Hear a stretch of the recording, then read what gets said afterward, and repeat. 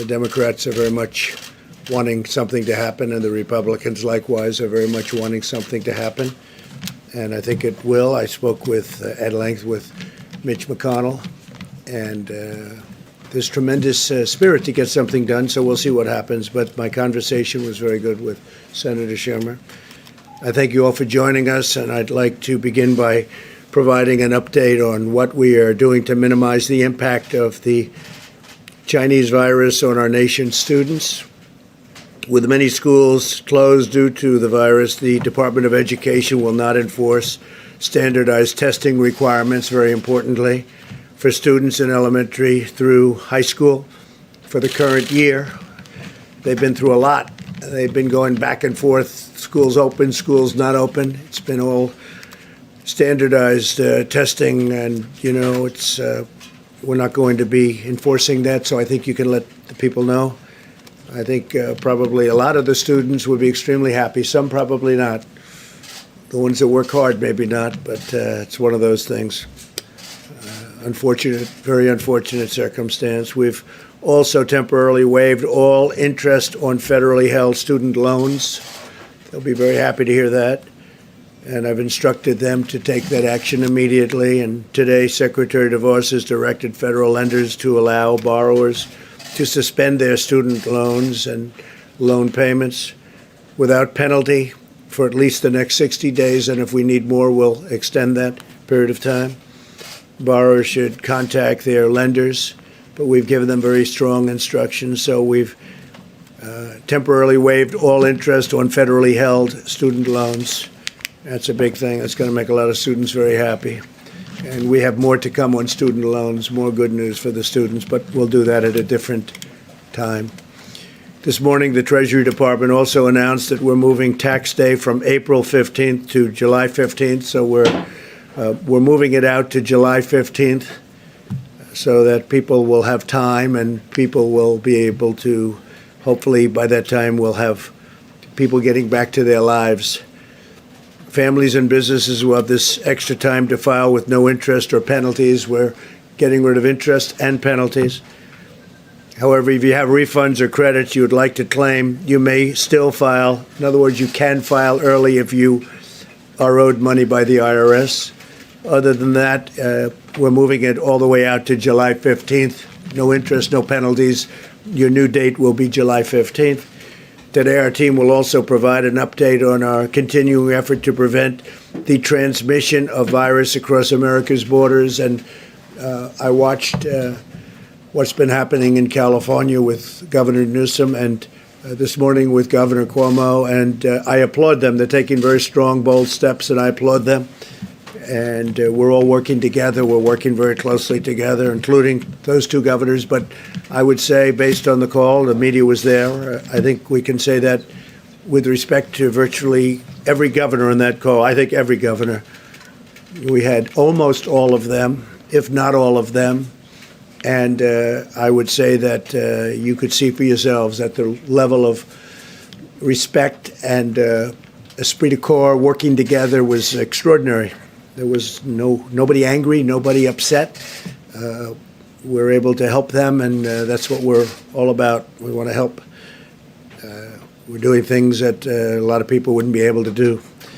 But the relationship with governors and states is, I think, very extraordinary, especially under the circumstances where this just came upon us.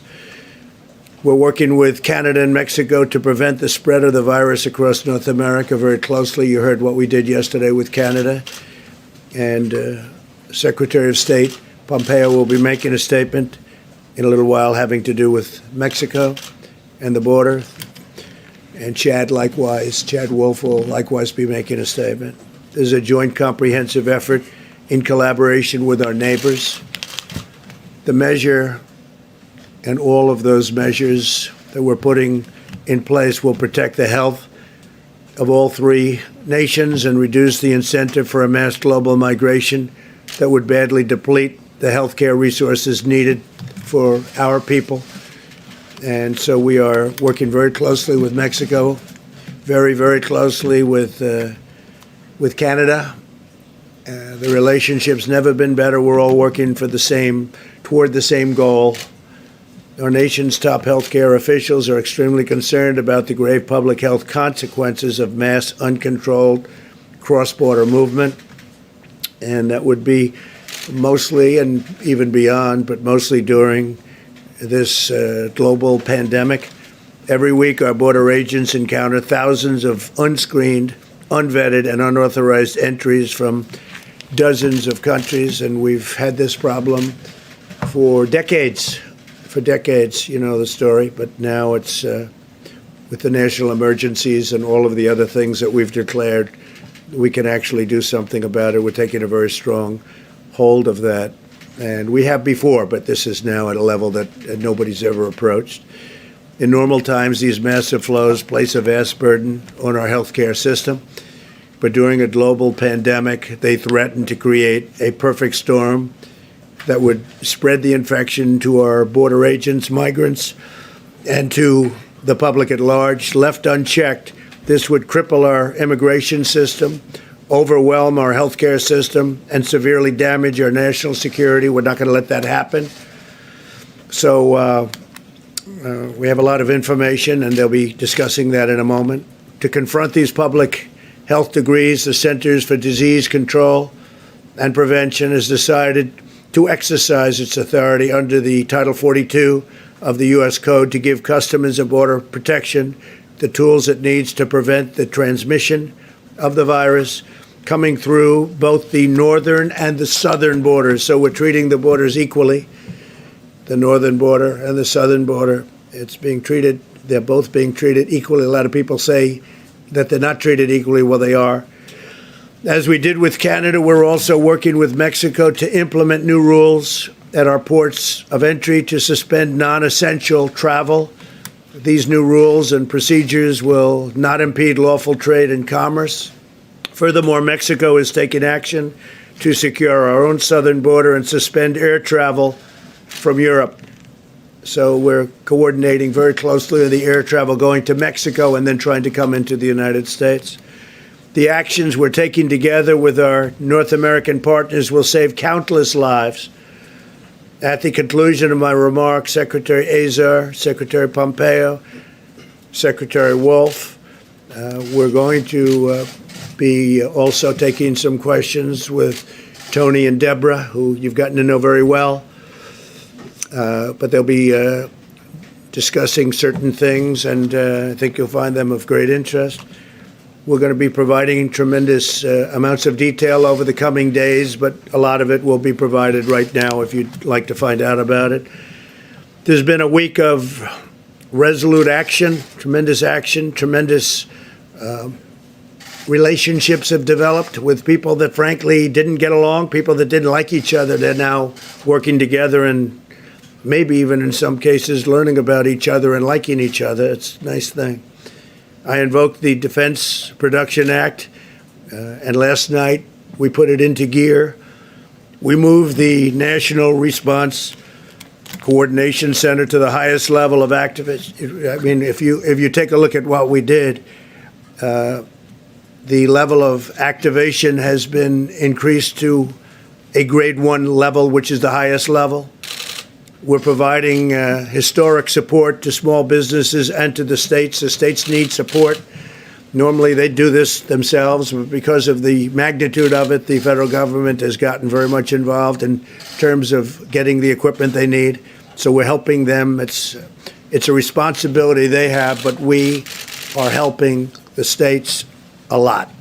That's why the governors, I think, in every case have been impressed and very nice. We enacted legislation guaranteeing paid sick leave for workers at no cost to employers. And I think it's very important. So they get paid sick leave at no cost to employers. We're accelerating the use of new drug treatments. We're advancing legislation to give direct payments to hardworking families. Throughout our country, Americans from all walks of life are rallying together to defeat the unseen enemy striking our nation. In times of struggle, we see the true greatness of the American character, and we are seeing that. A lot of people are talking about it. We're at 141 countries from what they're telling me, and some of those countries are really working in a unified manner, and they're working very unified with us. Almost, I could say, a good number of them. Doctors and nurses are working nonstop to heal the sick. Citizens and churches are delivering meals to the needy. Truckers are making the long haul to keep shelves stocked. We've been dealing with the big stores and the big chains, Walmart. They've been fantastic, and others. They've all been fantastic.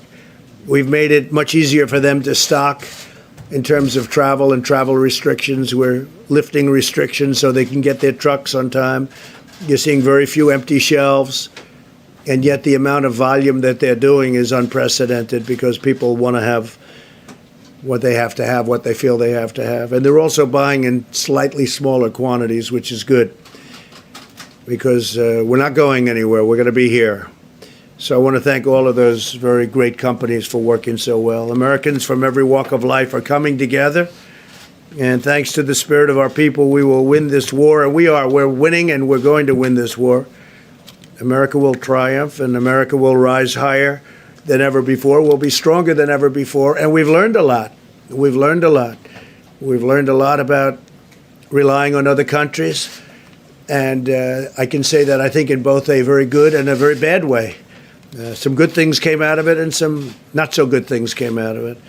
So I'd like to move now to invite our team to provide information on the new measures to prevent viral spread at our borders. And I'll start by asking Secretary of State Pompeo to speak. He's doing a fantastic job, and like everyone else, he's been working very, very long and very, very hard, and he's doing the other more normal jobs of a great Secretary of State. But he got tied into this like everybody else, and he's been really doing a fantastic job. Mike, please.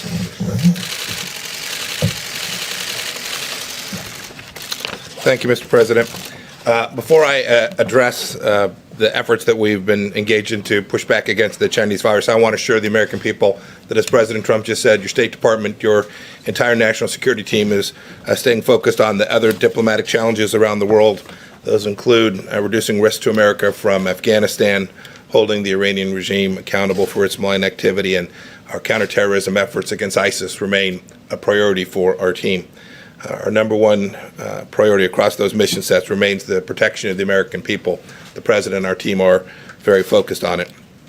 I'll take this moment, too, to thank my team, State Department team, who is working long hours all around the world to take care of Americans who are stuck at places around the world. I'll talk about that more in just a minute.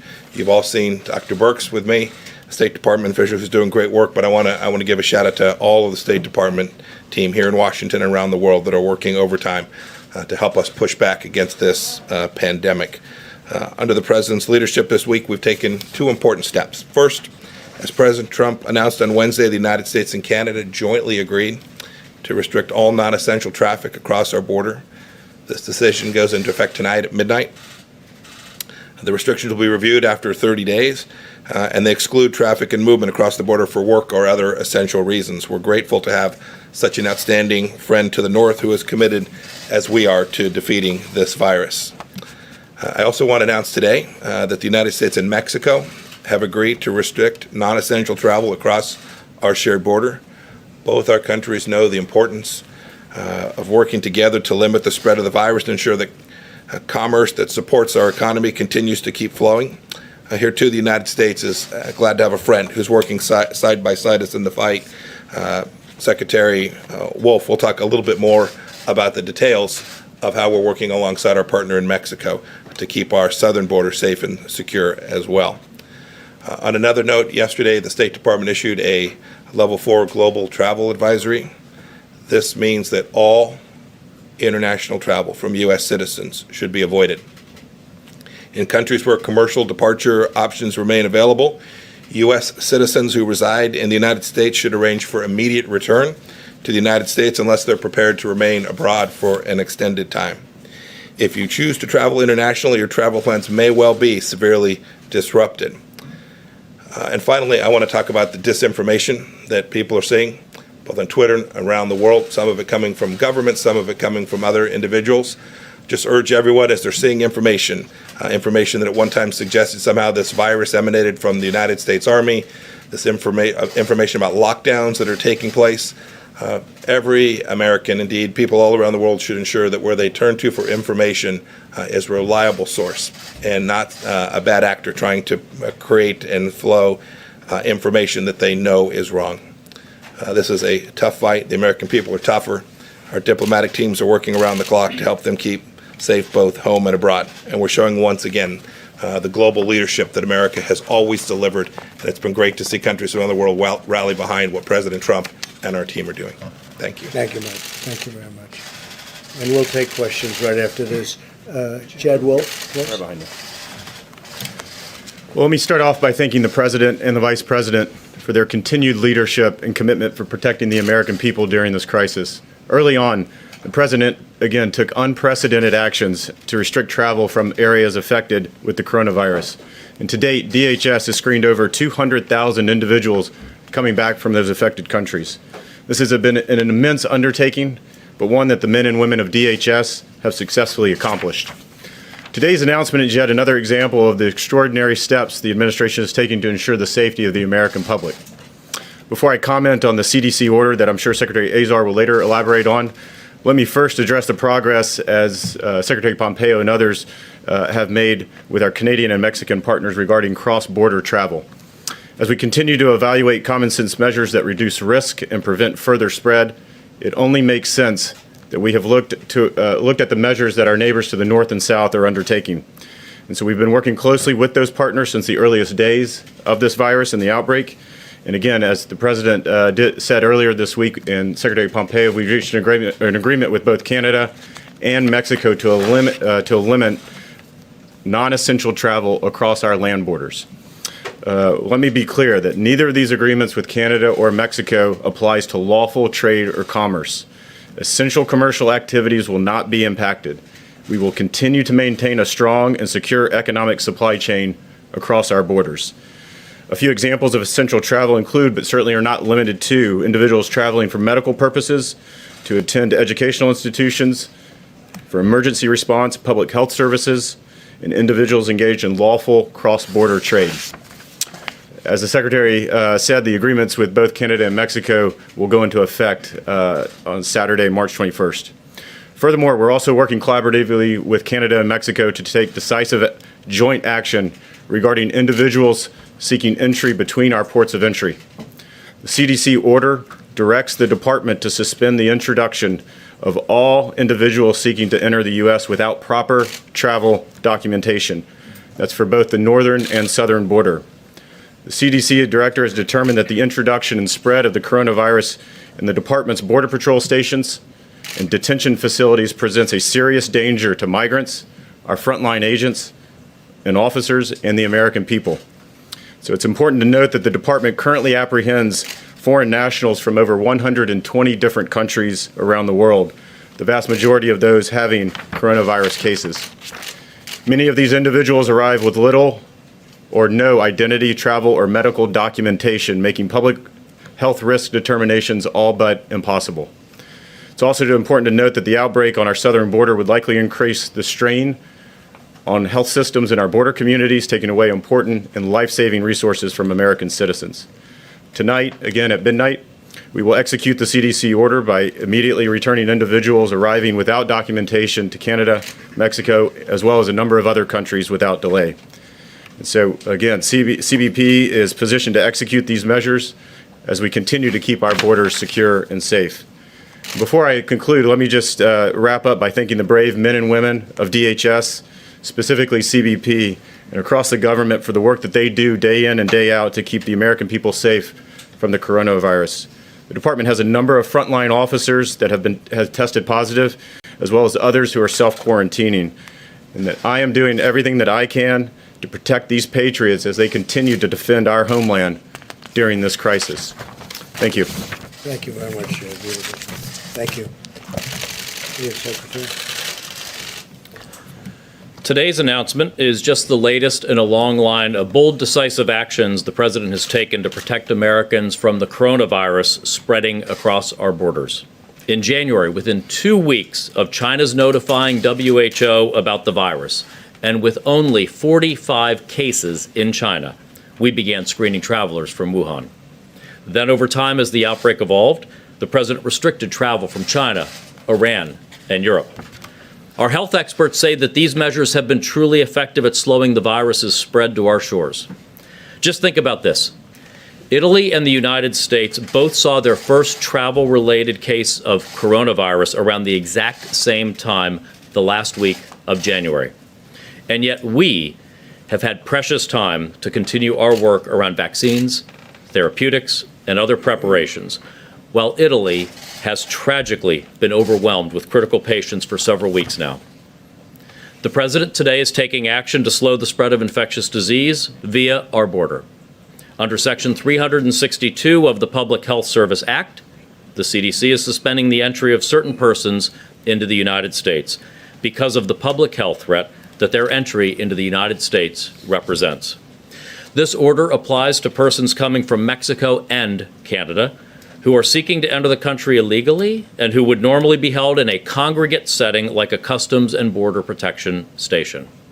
It does not apply to U.S. citizens or lawful permanent residents. During this pandemic, a number of health challenges arise when illegal immigrants arrive at our northern and southern borders and are taken into immigration custody. We're talking about significant numbers of illegal immigrants.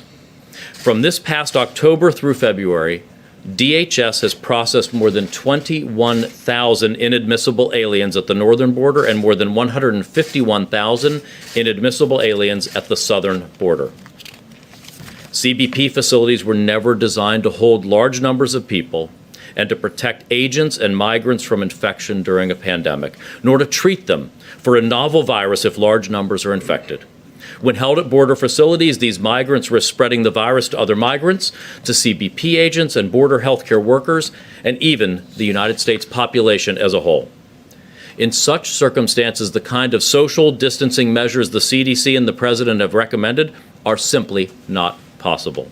On top of that, any resources that we are using to reduce the risk of infection among CBP agents, healthcare workers, and migrants in these facilities are drawing on an American healthcare system that is already fighting the coronavirus pandemic. That's why the President and his administration are taking these important steps to keep Americans and our immigration system safe from these health risks as part of our whole-of-government approach to combating the coronavirus. Thank you, Mr. President, for the work that you've been doing throughout this crisis to slow the spread of the coronavirus and to keep our country safe. Thank you very much. Thank you. Maybe Tony or Deb, please. Thank you, Mr. President. So we continue to review the data very carefully from around the globe, as I know many of you are. We continue to see signs that, again, individuals under 20, 19 and under may have severe disease, but majority and all have recovered to date. We still see that same trend. And frankly, from Italy, we're seeing another concerning trend that the mortality in males seems to be twice in every age group of females. This should alert all of us to continue our vigilance to protect our Americans that are in nursing homes. This requires all of the community, and when you see the sacrifices that many Americans have made, the sacrifices that the service industry has made to close their restaurants, close their bars, and so that the spread is discontinued, and then you really understand how all of Americans must make the same sacrifice. We continue to ask you to follow the presidential guidelines of no groups coming together of more than 10. That if anyone in the household is sick, that everyone quarantines in the household together, and that we continue to focus on those who have the most vulnerability to this illness. Now, to the moms and dads out there that have children with immunodeficiencies or other medical conditions, we don't know the level of risk, and I know you will also protect them in the same way. There just is not enough numbers at this time to really tell them if they're at additional risk or not in the same way that adults are. I don't have any new data. I can see the look on your face of saying, is she seeing something new? I don't have any new data, but I think it's important for us to be as honest with the American people as we can. And when we don't have data, be very clear that we don't know. Finally, no one is immune. I sometimes hear people on radio or others talking about, I'm immune to the virus. We don't know if the contagion levels are different in age groups, but we know it's highly contagious to everyone. Do not interpret mild or moderate disease as lack of contagion or that you're immune. You just happen to have a better immune system, and the ability to fight the virus in a way that maybe older people or people with existing medical conditions can't. And that's why it's very important at this moment that all of you carry that message about the sacrifices that many have made, particularly our service providers and our frontline healthcare workers. They are making that sacrifice every day so that every American can move through this well. But we need every American following the presidential guidelines. Thank you. Thank you very much. Tony, please. Thank you very much, Mr. President. I just want to underscore a couple of things that I've said a few times to this group. You may recall that just a week ago or so, I said the two pillars, the two elements of our capability to contain the infection and the surge of infections in this country rely on two things: keeping infections from coming from without in. We've been very successful in doing that with China and with Europe. Now we have the northern and southern border issues. There's a fundamental public health reason for doing that, because we cannot be preventing people from coming in from one area when they can actually go into the other. So that's an important reason. Understand that there's a public health reason for doing that. The second thing I think is really important is what happened in New York today, what Governor Cuomo mentioned about an hour ago, some rather strong issues that have been addressed with his recommendations. Not recommendations, essentially orders. Now, we have a group of recommendations and guidelines that are applicable to the entire country. You know them. We've been over them. Yet there are places, regions, states, cities in this country that are being stressed much, much more than the country as a whole. Clearly, one of them was Washington. Another one was California. Governor Newsom made some very important, difficult decisions. Today, Governor Cuomo did the same thing. And I want to say I strongly support what he's doing. And one thing, as a New Yorker myself, for those of you who haven't figured out from my accent that I'm from New York, as a New Yorker, I know what New Yorkers can do. We're tough. I was in New York City on September 11th, 2001. And I know what the New Yorkers can do. So please cooperate with your governor, cooperate with your mayor. It's very important. Thank you. Thank you, Tony. That's great. Thank you, Mr. President. The White House Coronavirus Task Force met this morning. We continue at the President's direction to bring the full resources, not just of the federal government, but in full partnership with our state governments, businesses around America, and a partnership with the American people to respond to the threat of the coronavirus. And I know I can speak on behalf of the President with confidence when I say how inspired we are by the way the American people and American businesses are coming together to help defeat this virus in our country. Millions of Americans are putting into practice the President's 15-day guidelines, and we encourage everyone, even those that are not in areas with significant outbreak, to review these guidelines over the next week and more and put them into practice, and you'll continue to do your part. Later today, we'll be talking with manufacturers around the country, and the President and I continue to be inspired by the way American industry is stepping forward. We have businesses around the country that are literally volunteering to retrofit plants to help us meet the needs of our healthcare workers and our healthcare system in confronting the coronavirus. As the President mentioned yesterday, following his decision to put FEMA in the lead, the emergency declaration, we actually met with all the nation's governors from the FEMA National Response Coordination Center. The President and I, our entire team at the federal level, couldn't be more grateful for the efforts of all of our governors in implementing the guidance that is being issued, not only from our task force, but also in taking strong measures in their own communities to protect their citizens. We want to urge every American to heed your local authorities, listen to their guidance, and also do your part to slow the spread. We reiterated to all of the governors that The President, by putting FEMA in the lead, will continue to implement a plan that is locally executed, state-managed, and federally supported that puts the health of America first. We have received a report today, as the President mentioned, on our legislative team on Capitol Hill. We're working with Republicans and Democrats at this very hour to pass an economic recovery package that the President described, and we hope to see the Congress act on that early next week. On the subject of supplies, we continue to make steady progress on testing. Thanks to the President's involvement of commercial labs, the public and private partnership, more and more Americans are being tested every single day. And tomorrow, Admiral Gua and FEMA will update the American public on the status of testing and our support of state-based testing efforts that are literally expanding by the hour. On the subject of medical supplies, we continue at the President's direction to pursue every means to expand the supply of personal protective equipment for the extraordinary and courageous healthcare workers that are ministering to the needs of people impacted by the coronavirus. We have a policy of procuring, allocating, as well as conserving the resources that we have in our system.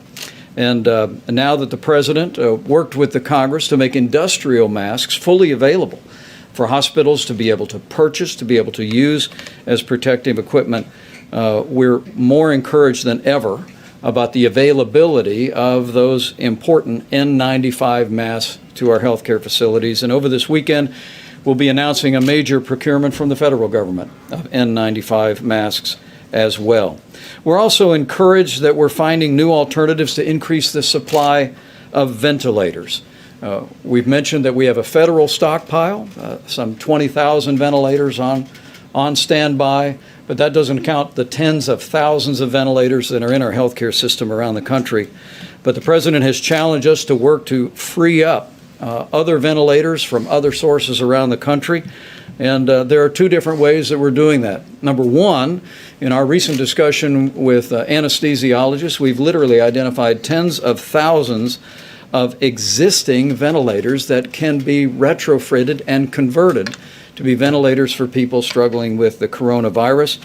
But also, on the President's behalf, on behalf of all of our task force, we want to continue to urge every American and every American hospital and healthcare facility to postpone any elective medical procedures.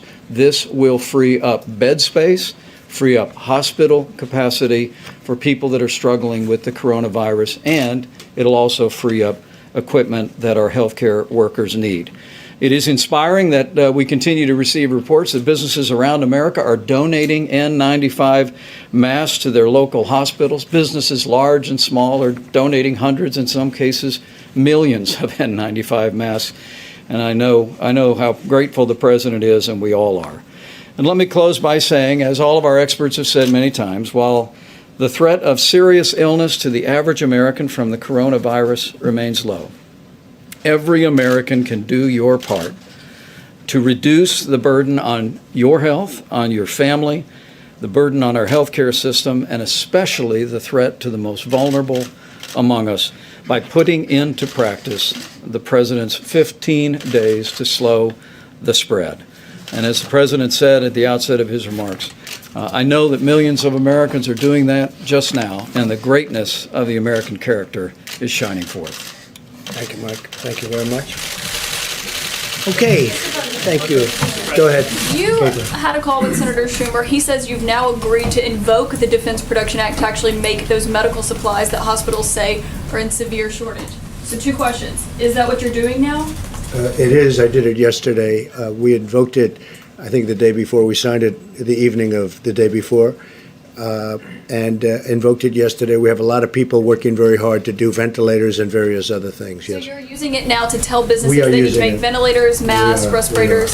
for certain things that we need, Okay. including some of the very important emergency. I would say ventilators, probably more masks to a large extent. We have millions of masks which are coming and which will be distributed to the states. The states are having a hard time getting them, so we're using the Act. The Act is very good for things like this. We have millions of masks that we've ordered. They will be here soon. We're having them shipped directly to states. So you said you would you were signing this but not invoking it. This is what you said yesterday, and that you would only do so in a worst case scenario. So are we now in a worst case scenario? We need, no, it's no different other than we need certain equipment that the states are unable to get by themselves. So we're invoking it to use the powers of the federal government to help the states get things that they need, like the masks, like the ventilators. Yes, Steve?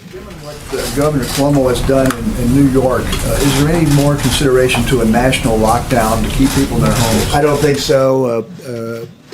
Essentially, you've done that in California, you've done that in New York. Those are really two hotbeds. Those are probably the two hottest of them all in terms of hotspots. I don't think so, because you go out to the Midwest, you go out to other locations, and they're watching it on television, but they don't have the same problems. They don't have, by any means, the same problem. New York, California, Miami, the governor's doing an excellent job. Governor DeSantis in Florida. We have some pretty hot spots in Florida, too. But we're general, and the state of Washington, of course. But that was largely, if you look at it, it was one nursing home that had problems like you wouldn't believe. So no, we're working with the governors, and I don't think we'll ever find that necessary. We're about a week into your 15-day guidelines. Are you happy with the progress? Would you like to see? I am happy. I am happy with it. We'll have to see what the results are at the end of 14 days. Let's say we'll know by the 15th day to see what we do. But I'm certainly honored by the way the American people are working, because it's work. It's work not to work. This is the first time this has ever happened. And we're working out a tremendous financial package for them so they don't work. Who ever heard of this? Usually you work out a financial package to get people working. We're asking people not to work. Social distancing, a new term that's become probably the hottest term there is. So, no, I'm very honored by the way the American people are taking this, I mean, so seriously. Yes, John? Mr. President, a question for you and a question for Dr. Fauci, if I could. There's been some concern among Democrats on Capitol Hill that the Phase 3 fiscal stimulus is weighted too much in favor of corporations and not enough in terms of individuals. What did your conversations with Senator Schumer yield on that front? Well, I think that really all of that is being discussed right now. We talked about, as an example, buybacks, stock buybacks. I don't want to have stock buybacks. I don't want people spending. I don't want some executive saying we're going to buy 200,000 shares of stock. I want that money to be used for the workers and also for the company, to keep the company going, but not for buybacks. I would, I haven't spoken to a lot of the Republicans or Democrats on it. We discussed it, and I don't like buybacks. I didn't like them the first time. Are you and Senator Schumer? So we're discussing. Page? We're discussing that. We're discussing many things. Are you on the same page with Senator Schumer? We're not so far away. I'll tell you, we're not very far away. And to Dr. Fauci, if I could, Dr. Fauci, as was explained yesterday, there has been some promise with hydroxychloroquine, this potential therapy for people who are infected with coronavirus. Is there any evidence to suggest that, as with malaria, it might be used as a prophylaxis against COVID-19? No, the answer is no. And the evidence that you're talking about, John, is anecdotal evidence. So as the commissioner of FDA and the president mentioned yesterday, we're trying to strike a balance between making something with a potential of an effect to the American people available at the same time that we do it under the auspices of a protocol that will give us information to determine if it's truly safe and truly effective. But the information that you're referring to specifically is anecdotal. It was not done in a controlled clinical trial, so you really can't make any definitive statement about it. Mr. President, on that on those therapies? I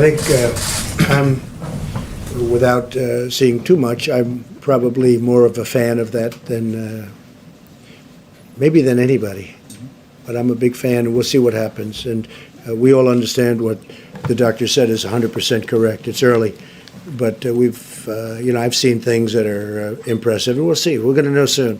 We're going to know soon, including safety. But, when you get that safety, this has been prescribed for many years for people to combat malaria, which was a big problem, and it's very effective. It's a strong drug. So we'll see. Fairly effective against SARS. It was, as I understand that, is that a correct statement? It was fairly effective on SARS. John, you've got to be careful when you say fairly effective. It was never done in a clinical trial that compared it to anything. It was given to individuals and felt that maybe it worked. So you've, Was there anything to compare it to? well, that's the point. Whenever you do a clinical trial, you do standard of care versus standard of care plus the agent you're evaluating. That's the reason why we showed back in Ebola why particular interventions worked. Sir, on that topic. Mr. President. About the possible therapies, yesterday, Mr. President, you said that they were for, quote, immediate delivery, immediate. We heard No, from we're Dr. ordering, yes, we have millions of units ordered. Bayer is one of the companies, as you know, big company, very big, very great company. Millions of units are ordered, and we're going to see what happens. We're going to be talking to the governors about it, and the FDA is working on it right now. The advantage is that it has been prescribed for a totally different problem, but it has been described for many years, and everybody knows the levels of the negatives and the positives. But I will say that I am a man that comes from a very positive school when it comes to, in particular, one of these drugs, and we'll see how it works out, Peter. I'm not saying it will, but I think that people may be surprised. By the way, that would be a game changer. But we're going to know very soon. But we have ordered millions of units. It's being ordered from Bayer, and there is a couple of companies also that do it. For clarity, Dr. Fauci said there is no magic drug for coronavirus right now, which you would agree. I guess on this issue, Well, I think we only disagree a little bit. Sorry. I disagree. Maybe and maybe not. Maybe there is, maybe there isn't. We have to see. We're going to know. Is it We're gonna possible? know. Is it possible that your impulse to put a positive spin on things may be giving Americans a false sense of hope? No, I or don't think so. misrepresenting I the don't think preparedness so. right now? No, I don't think so. I think that, I think it's got, no, I know. The not yet approved drug. Such a lovely question.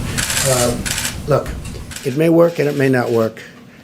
And I agree with the doctor, what he said. May work, may not work. I feel good about it. That's all it is, just a feeling. I'm a smart guy. I feel good about it. And we're going to see. You're going to see soon enough. And we have certainly some very big samples of people. If you look at the people, you have a lot of people that are in big trouble.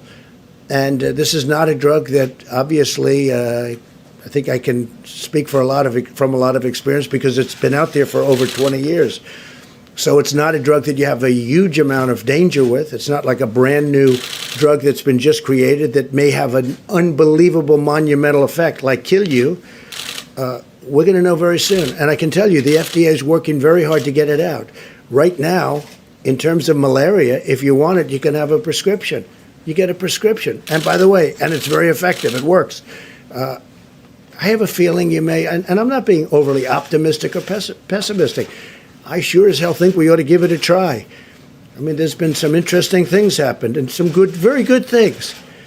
Let's see what happens. We have nothing to lose. You know the expression? What the hell do you have to lose? Okay? So what do you say to Americans? Sir, nearly 200. I'll spell up. John, Nearly go 200 ahead. dead. What do you say to the Americans who are scared, though? I guess nearly 200 dead, 14,000 who are sick, millions, as you witnessed, who are scared right now. What do you say to Americans who are watching you right now who are scared? I say that you're a terrible reporter. That's what I say. Go ahead. I think it's a very nasty question, and I think it's a very bad signal that you're putting out to the American people. The American people are looking for answers, and they're looking for hope. And you're doing sensationalism, and the same with NBC and Comcast. I don't call it Comcast. I call it Concast. Let me just for whom you work. Let me just tell you something. That's really bad reporting. And you ought to get back to reporting instead of sensationalism. Let's see if it works. It might and it might not. I happen to feel good about it, but who knows? I've been right a lot. Let's see what happens, John. Can I come back to the science and the logistics? You gotta be here? ashamed of yourself. The units that were ordered, are they for clinical trials or are they for distribution to the general patient population? We are going to, as I understand it, we are going to be taking samples in New York. Governor Cuomo very much is interested in this drug, and they are going to work on it also after they get a certain approval. We're waiting for one final approval from the FDA. We'll see what happens. But we'll use it on people that are not doing great. or even at the beginning of not feeling Sort well. of fall under the. And John, what do we have to modified lose? auspices. So this would sort of. Wait, John, it's been out there for so long. We hear good things. Let's see. Maybe it works or maybe it doesn't. I understand all that. I'm just thinking of the application here. So that would be under sort of a modified compassionate access? We're doing that, I guess, and that's what it's called, yeah. Yes. I would like Dr. Fauci, if you don't mind, to follow up on what the president is saying. Should Americans have hope in this drug right now? And sir, I would like to follow up on Peter's question here. Could you please address Americans in this country who are scared right now? This is a very valid concern that people have. No, there really isn't that much of a difference in many respects with what we're saying. The president feels optimistic about something, his feeling about it. What I'm saying is that it might be effective. I'm not saying that it isn't. It might be effective, but as a scientist, as we're getting it out there, we need to do it in a way as while we are making it available for people who might want the hope that it might work, you're also collecting data that will ultimately show that it is truly effective and safe under the conditions of COVID-19. So there really isn't different. It's just a question of how one feels about it. Is there any reason to believe it's not safe? Well, certainly as a drug, any drug, John, has some toxicities. The decades of experience that we have with this drug indicate that the toxicities are rare and they are, in many respects, reversible. What we don't know is when you put it in the context of another disease, whether it's safe. Fundamentally, I think it probably is going to be safe. But I like to prove things first. So it really is a question of not a lot of difference. It's the hope that it will work versus proving that it will work. So I don't see big differences here. I agree. Sir, your message to Americans who are working at home, who have their children in their homes right now, who are Here we go. Go homeschooling, ahead. doctors who say they don't have the masks they need to do their jobs, your message to them. My message to the American people is that there is a very low incidence of death. You understand that. And we're going to come through this stronger than ever before. If you get it, if you happen to get it, it is highly unlikely. It's looking like it's getting to a number that's much smaller than people originally thought in terms of the ultimate problem, which would be death. My message to the American people is, number one, you've done an incredible job. Incredible what you've gone through. It's been incredible. It wasn't their fault. It wasn't their fault. It wasn't the fault of 140 other countries where this has happened. And there is tremendous hope. And I think we're going to come out stronger, better, bigger in every way. I think we're going to be a better country than we were before. And we learned a lot. We learned on reliance, who to rely on, who not to rely on. But our country has been incredible, the way they pulled together, including the fact that I just spoke to Senator Schumer. We had a wonderful conversation. We both want to get to a good solution. But it's been really, for me, watching and seeing people that weren't speaking, getting along well, because we all have one common aim, and that's to get rid of this invisible enemy, get rid of it fast, and then go back to the kind of economy that we had, and maybe even better. Yeah, please, in the back. No, in the back, please. Mr. President, I have two questions, if you'll indulge me. The first question is, many small businesses are concerned that they have weeks, not months, and are worried about how long it'll take. We're going to be helping them a lot. We're going to be focused, a big focus, and including my conversation with both Mitch and with Chuck, a big focus of that conversation with small businesses, because they are really the engine behind our country, more so than the big ones. They are the engine behind our country.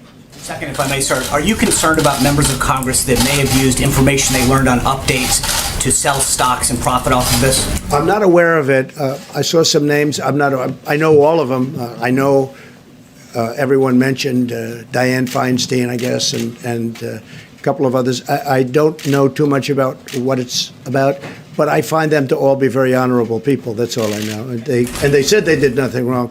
I find them, the whole group, very honorable people. Yeah, please. Mr. President, so the whole group would include Richard Burr, the head of the Intelligence Committee, and it also would include Senator Kelly Loeffler. And so the question is whether or not they should be investigated for that behavior. Well, it also includes Dianne Feinstein, a Democrat. You didn't mention her name. Why didn't you mention her name? And I think she's a very honorable person, by the way. So I'm not saying, but you know, it's interesting that you mentioned two people, but you don't mention one that happens to be a Democrat. Any senator, should they be I don't know, because I'd have to look at it, possibly, but I find them to be honorable people. Yeah. Should they be sign. You said the other day you see yourself as a wartime president right now, leading the country through this pandemic that we're experiencing.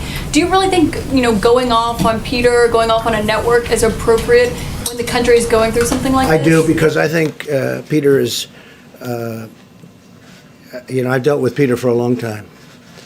And I think Peter is not a good journalist when it comes to fairness. But he's asking for your message to the country. Oh, I think You it's a went good off on message, Peter. because I think that the country has to understand that there is indeed, whether we like it or not, and some of the people in this room won't like it, there's a lot of really great news and great journalism, and there's a lot of fake news out there.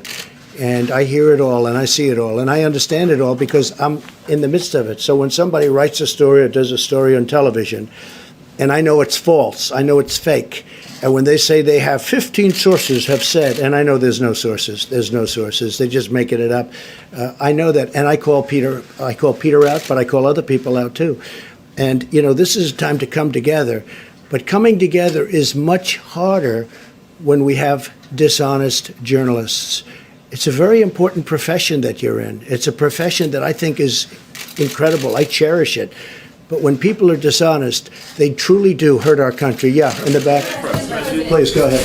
Mr. President, China has been in communication with the United States and also WHO about coronavirus Right, in that's true. January. That's and true. the U.S. shut its border to travelers from China on February the 2nd. Also, Wuhan has been in lockdown since January the 24th. And this all happened almost 2 months ago. Why did you still say if you could have known it earlier? And also, you have been calling coronavirus. Well, I have to say this. We have, and I can speak for myself, but I have a very good relationship with China and with President Xi. I have great respect for President Xi. I consider him to be a friend of mine.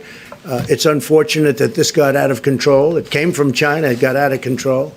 Some people are upset. I know President Xi. He loves China. He respects the United States.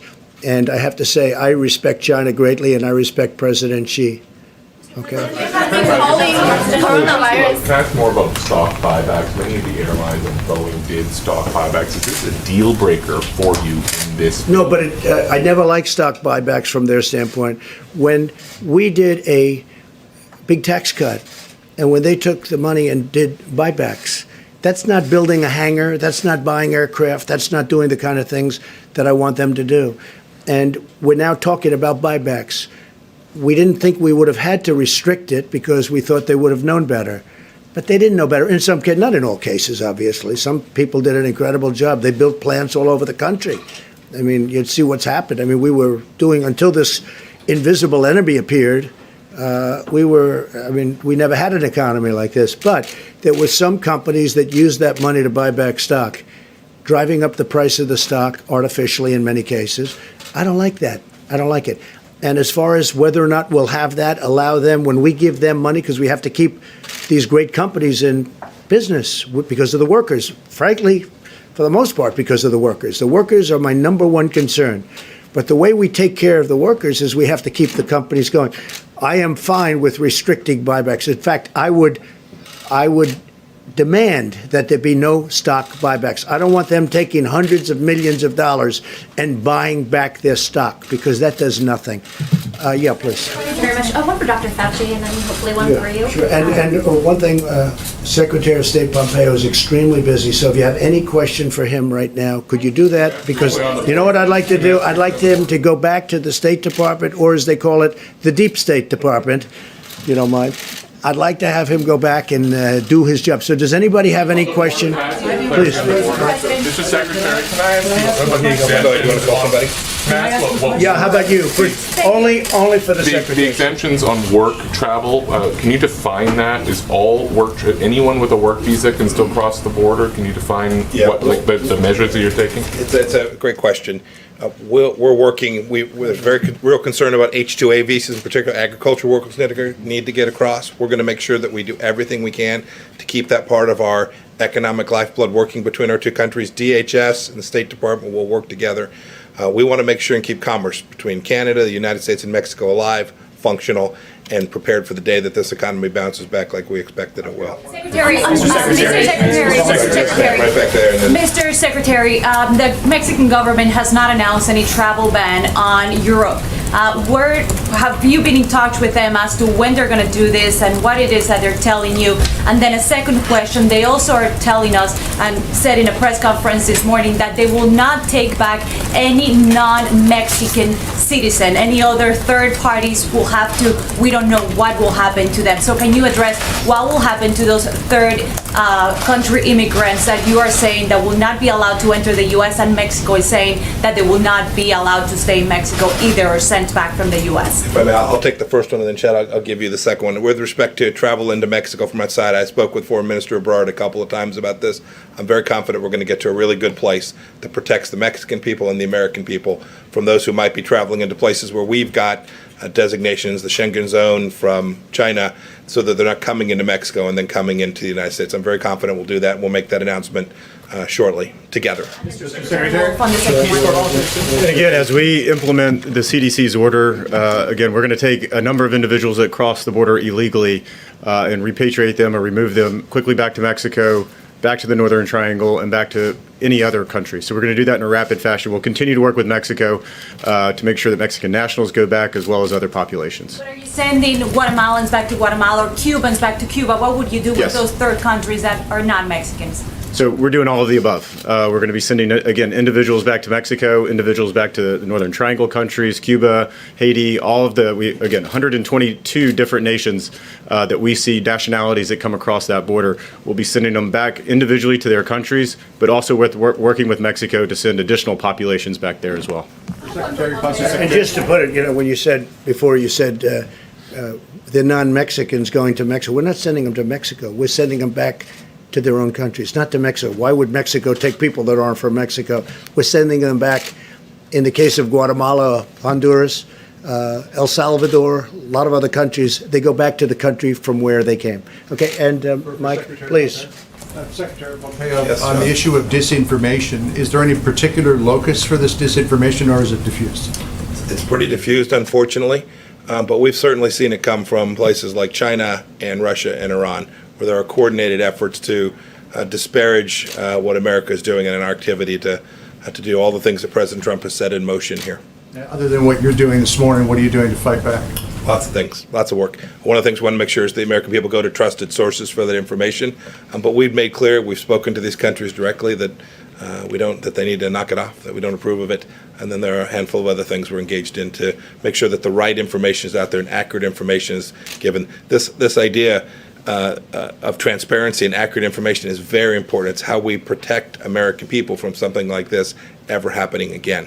Mr. Secretary, the Peace Corps volunteers. You want the American people to be coming to trusted sources of information. Does it undermine you at all when the president stands up here and he attacks news outlets calling us untrustworthy? Somebody else have a question? Mr. Secretary, the Peace Corps volunteers have the Peace Corps volunteers. Secretary. Please. In terms of Americans who find themselves stranded in places where there are no longer flights to get back to the United States, what efforts are being made to help them? I appreciate that question. So we're doing lots of things. We've had a couple places in particular, Peru and Morocco. I think we've had the first 2, maybe 3 now flights out of Morocco. We're going to work to get people back. We're urging individuals when they can get back on their own. They traveled there on their own. When they can get back there on their own, they ought to try to do that. But we have a team stood up at the State Department, the Repatriation Task Force, that is working each of these instances. So we've heard from individuals, members of Congress. We're trying to get Americans back from these places where air travel has been disrupted. And we'll get that done over time. We'll get it done successfully. Do you have any sense of how big that problem is? How long is there any sense of just how big that problem is? How many people? We don't know the full scale of it yet, but we think we have the largest number identified, and we're working. If there are those who are watching that are someplace, and you can go on the State Department website, you can log into, I think it's step.gov. You can go step and log in, and we'll track it, and we'll try to get everybody back just as best we can. Secretary, how long are these border restrictions likely to last along the south and north borders? Well, they'll last as long as we need to do it to protect the American people from the virus. I couldn't tell you how long it's going to last. Have you determined whether Iran is responsible for that rocket attack last week? So maybe we shouldn't say that. So let me just get back to you on the answer to that. And what we can say with certainty is this: we've made clear all along that the Iraqi Shia militias are funded, trained, equipped by the Iranians. And we've urged the Iranians not to do that, and we've told the Iranians that they will be held responsible for those attacks when they threaten American lives. What's the role of the Peace Corps volunteers? The Peace Corps volunteers that are in 60-plus countries, have they all been returned? You know, I don't know if they're all back or not yet. I know that they were directed to come back. I know that most of them are back. I couldn't tell you if we have all of them back yet. And then Secretary Esper's not here, but to get tests to the troops in Iraq and Afghanistan, are you able to give us a progress report on the status of that, if they're able to get tests? I don't know the answer to that. I know we have State Department officials, too, who are concerned, want to make sure we get them tests, our team as well, and we're working on that. We've had significant success on that to date. There are a few places we've not been able to get them, but we will. We'll get them there. Secretary Pompeo, how exactly are you going to get those Americans back, and do you have any plans to get the military involved in that? We're going to use all the tools we can. These first efforts are combined commercial, private flights that will fly in, bring them back to a destination here in the United States. So we'll do that. There are some that